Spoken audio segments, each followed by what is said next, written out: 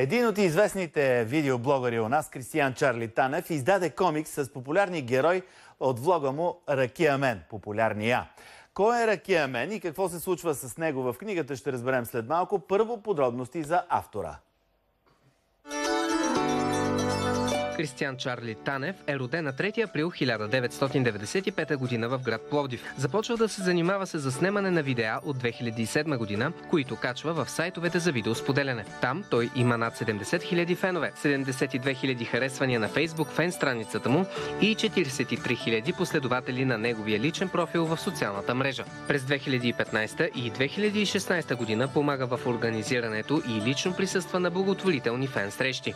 Негова е идеята за създаване на българския супергерой Ракия Мен, който бързо става любимец на зрителите, а страницата му в социалните мрежи има близо 75 000 последователи. Тази година Кристиян Чарли Танев издава първи брой на комикса Ракия Мен. Супер яке! Дайте ми пари!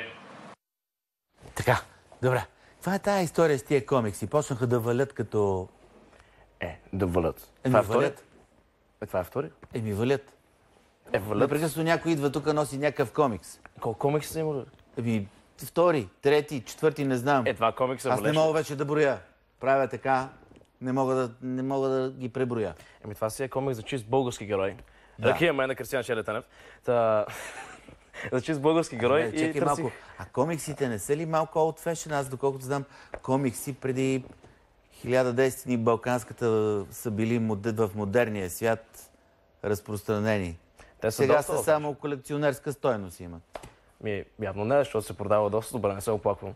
В смисъл, колко добре? Колко време няма да работиш от продажбата на този комикс? Почта ми подобяващо. Не мога да кажа.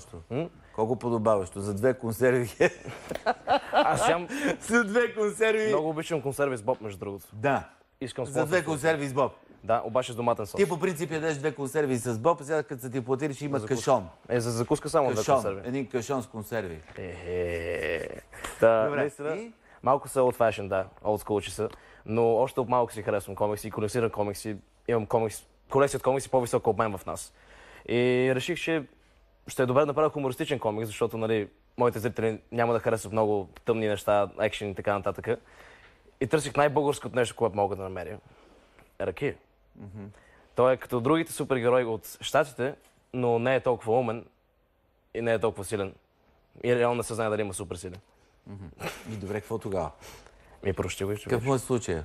Трябва да се прочете и се види. Добре, ще го се прочете. Паднал е ясно, ама ти си тук сега, за да ни кажеш 2-3 приказки, все пак за него. Паднал е в казан с радиоактивна ракия. Ясно, какъв му е случая? Какво се случва? Смисъл, усмиване, така ли да разбирам? Какво усмиваш ти? Да.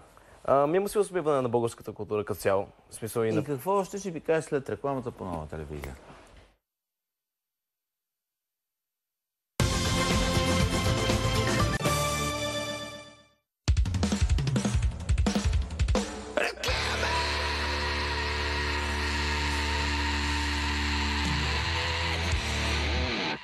Какво разказва влогърът Кристиян Чарли Танев в комикса Ракия Мен? Затова говорихме преди рекламата и стигнахме до там, че усмиване има в комикса. Няма супергерой с суперсили, супер интелигентен и така нататък. А какво? Има си известна степен героизъм, нали, се спасява пак града от бедствие, но все пак има неща... Спазена е тази стилистика на комикса. Да, трябва да си има, иначе ще е просто да се подигравам с хората в комикс, което ще... Което не е никакво лошо. Което е много добро за България. В България това е. Да. Но като цяло си има неща, на които се подигравам общо взето в комикса, като бива нападна града от армия бавняри, които са бавняри. Бавняри? Да, така наричам хората What is this бавняри, бе? Така наричам хората с бръснати глави, черни тениски, дънки, фалшиви маркови очила, които просто вървят по улицата и гледат да се блъснат в теб. Защото гледат да ти направят проблем и да ти съдържат живота и са много ненужни. А къде тук е бавняри? Защото са бавни.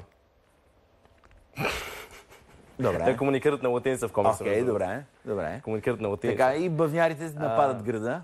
Също така, между другото, научих от това, че Андрея знае какво е базик. Защото вътре в една част усмивам и чалгата също, и тя го беше качила даже в страницата, защото я харесала явно.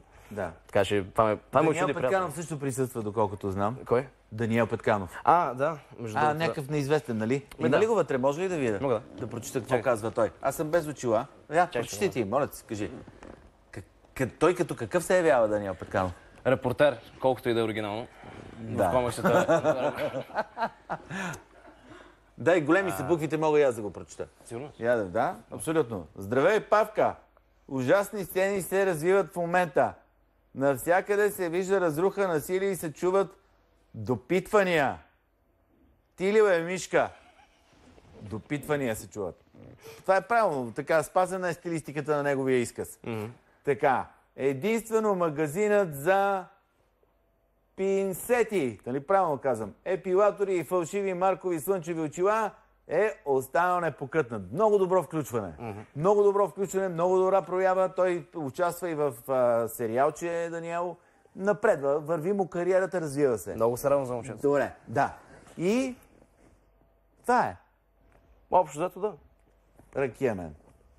Но също така е показан, между другото, показани си и негативните ефекти от алкохола, да не кажат хората, че просто рекламирам алкохола. Показан е ужасното състояние на махмурлука и последствията от консумиране на алкохол и алкохолна травене. И не са показали реално, че му дава супер сили, така че не знам защо въобще е ракия мен. Просто обича ракия. Добре. Благодаря ти, много успех и пожелавам си на място, не мърди. Ако обичаш, продължаваме нататък.